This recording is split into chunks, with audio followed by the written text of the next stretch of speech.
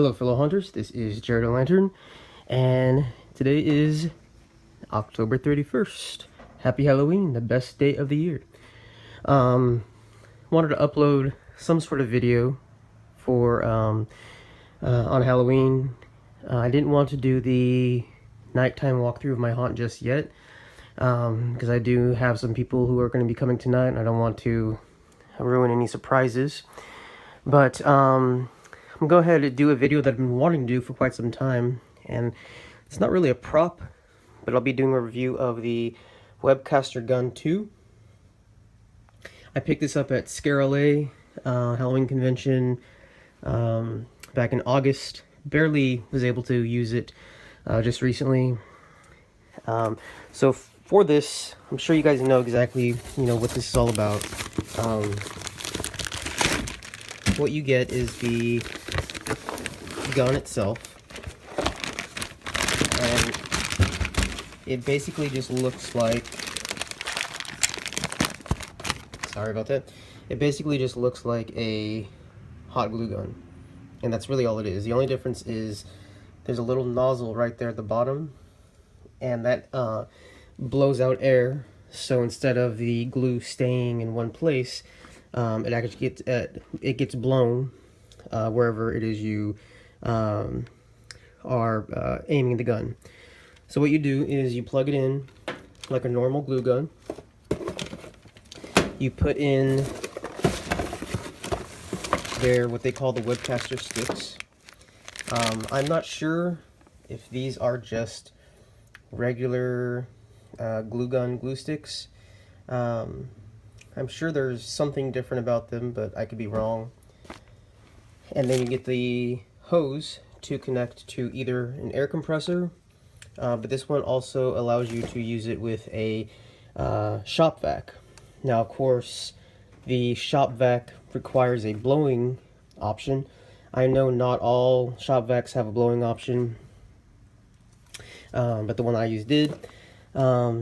My first complaint about it was that you only get one option of hose size, and I actually had a kind of a heavy-duty shop vac, and the hose opening for the shop vac was about twice this size, so I actually had to wrap duct tape around it.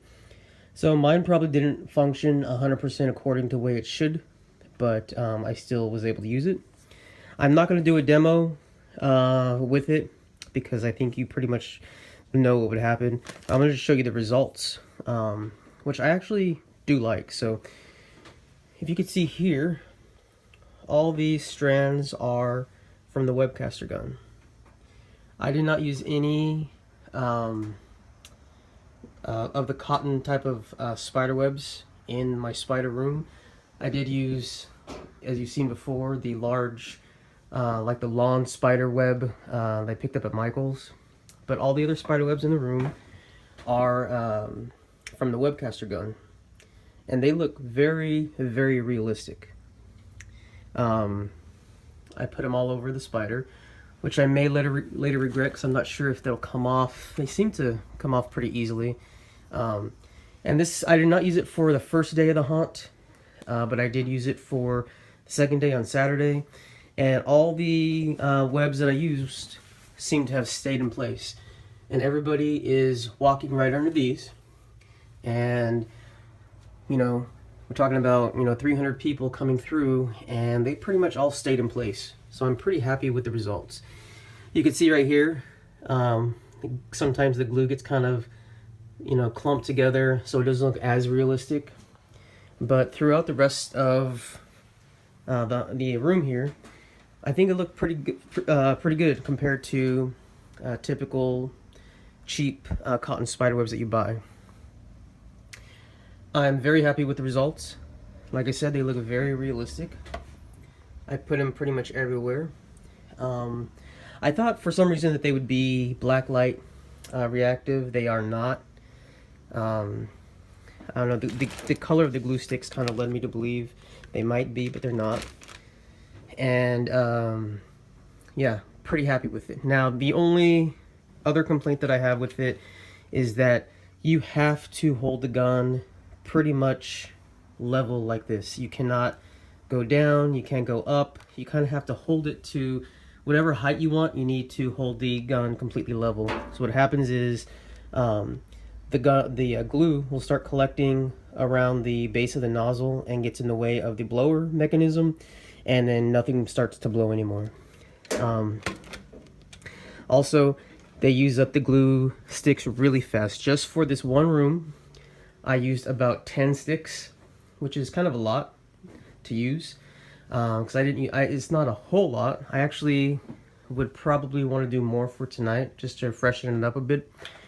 But overall, I'm very happy with it. I know a lot of people have been pretty critical of the Webcaster gun, especially the second version, but I'm happy with it, and I'll definitely be using it again.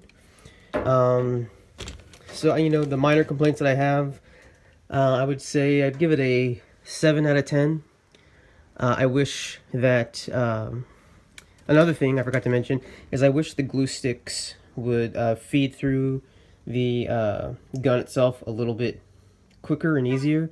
You really have to kind of manually push it through sometimes, which, you know, you're holding it with one hand to the trigger, and you're trying to aim it, and then you're trying to push the glue stick all at the same time, so it can get kind of a convoluted process to get this kind of effect that you want. But otherwise, yeah, I think it's a really good item.